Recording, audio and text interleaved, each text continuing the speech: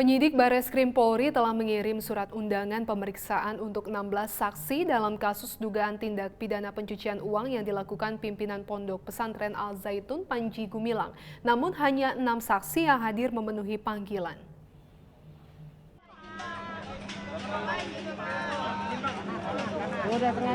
Bareskrim Polri melakukan pemeriksaan saksi atas kasus dugaan tindak pidana pencucian uang yang diduga dilakukan oleh pimpinan Pondok Pesantren Al Zaitun Panji Gumilang. Karopenmas Divisi Mas Polri Brigjen Pol Ahmad Ramadan pada konferensi pers yang digelar pada Kamis 3 Agustus 2023 menyampaikan bahwa penyidik Bareskrim Polri telah mengirim surat undangan pemeriksaan kepada 16 orang, namun hanya 6 orang yang hadir. Dalam kasus ini di Tipideksus, Bareskrim Polri bekerja sama dengan PPATK, Kejaksaan Agung dan Kementerian Agama Republik Indonesia untuk mengusut dugaan kasus tindak pidana pencucian uang yang dilakukan Panji Gumilang.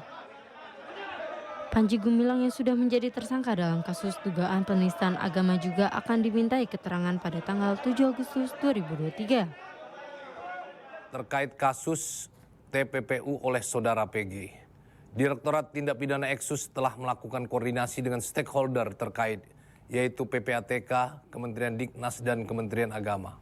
Penyidik juga telah mengirimkan surat undangan klarifikasi kepada 16 orang untuk dimintai keterangan. Yang hadir 6 orang antara lain Saudara MJ selaku pengawas Yayasan YPI, Saudara AS sebagai pengurus Ponpes, Saudara MN, orang tua santri, Saudara AS, ex-simpatisan, Saudara S, ex-simpatisan, Saudara AH, ex-simpatisan. Hari ini Kamis 3 Agustus 2023 telah dilakukan pemanggilan undangan klarifikasi terhadap 3 orang, yaitu Saudara RIP telah hadir dan Saudara RW belum hadir. Sedangkan terhadap Saudara PG akan dimintai keterangan pada hari Senin 7 Agustus 2023. Panji Gumilang sebelumnya dilaporkan atas dugaan penistaan agama. Dalam penyelidikan, Bareskrim Polri juga menemukan adanya dugaan tindak pidana pencucian uang, korupsi hingga penggelapan dana pengelolaan keuangan dana bantuan operasional sekolah dan dana zakat di Ponpes Al Zaitun yang diduga dilakukan oleh pimpinan Pondok Pesantren Al Zaitun Panji Gumilang. Dari Jakarta, Rahmadini Williamanda melaporkan untuk Polri TV.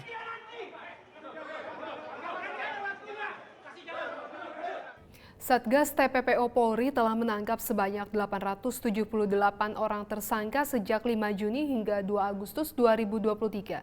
Para tersangka diamankan dari 735 laporan polisi kasus TPPO yang telah ditindaklanjuti.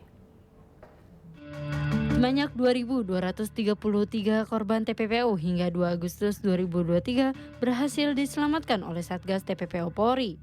Dari 735 laporan polisi kasus TPPO yang ditindaklanjuti, sebanyak 878 tersangka telah diamankan. Terkait penanganan hukum terhadap pelaku TPPO, Satker Bareskrim Polri dan Polda jajaran.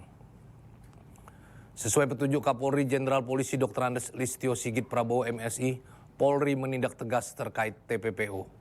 Berdasarkan hasil ANEP penanganan TPPO, Satker Bareskrim Polri dan Polda jajaran, periode 5 Juni sampai dengan 2 Agustus 2023 adalah sebagai berikut.